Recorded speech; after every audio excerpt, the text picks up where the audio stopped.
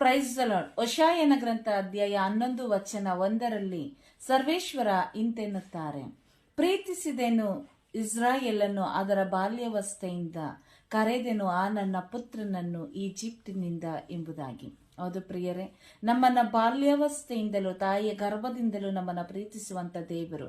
ನಾವು ಈ ಲೋಕದಲ್ಲಿ ಆ ದೇವರನ್ನ ಮರೆತು ಬಾಳುವಂತ ಎಲ್ಲಾ ಸಂದರ್ಭಗಳಲ್ಲಿ, ನಾವು ಎಲ್ಲಾ ದುಷ್ಟ ಕಾರ್ಯಗಳಲ್ಲಿ, ಪಾಪದ ಕಾರ್ಯಗಳಲ್ಲಿ, ಆ ಈಜಿಪ್ಟ್ ಎಂಬ ಆ ಒಂದು ದುರಾವಸ್ಥೆಯಲ್ಲಿ ನಾವು ಬಲಹೀನತೆಗಳಲ್ಲಿ ಇರುವಾಗ, ನಮ್ಮದೇ ಆದ ಜೀವಿತಗಳನ್ನ ನಾವು ನಡೆಸುವಾಗ, ಬಾಲ್ಯದಿಂದ ನಮ್ಮನ್ನು ಪ್ರೀತಿ ಮಾಡಿದಂತ ದೇವರು ನಮ್ಮನ್ನ ಹೆಸರಿಡಿದು ಕರೆದು, ಇದೆಲ್ಲ ನಿನ್ನ ಜೀವನ, ಇದು ನಿನ್ನ ಜೀವನ ಎಂಬುದಾಗಿ ನಮಗೆ ಹೊಸ ಜೀವನವನ್ನ ಕಟ್ಟಿಕೊಟ್ಟು ನೂತನ ಸೃಷ್ಟಿಗಳಾಗಿ ನಾವು ಈ ಲೋಕದಲ್ಲಿ ಜೀವಿಸುವಂತೆ ದೇವರು ನಮ್ಮನ್ನ ಪ್ರೀತಿಸಿ, ನಮ್ಮನ್ನ ಅನುಗ್ರಹಿಸಿ, ಸಕಲ ವಿಧವಾದ ಈ ಲೋಕದ ಸಕಲ ವಿಧವಾದ ಅಂಧಕಾರದ ಶಕ್ತಿಗಳಿಂದ ನಮ್ಮನ್ನ ಬಿಡುಗಡೆಗೊಳಿಸಿ, ನಮ್ಮನ್ನ ಅದರಿಂದ ಮುಕ್ತಿಗೊಳಿಸುವಂತ ದೇವರು, ನಮ್ಮನ್ನ ಹೆಸರಿಡಿದು ಕರೆದಂತ ದೇವರು.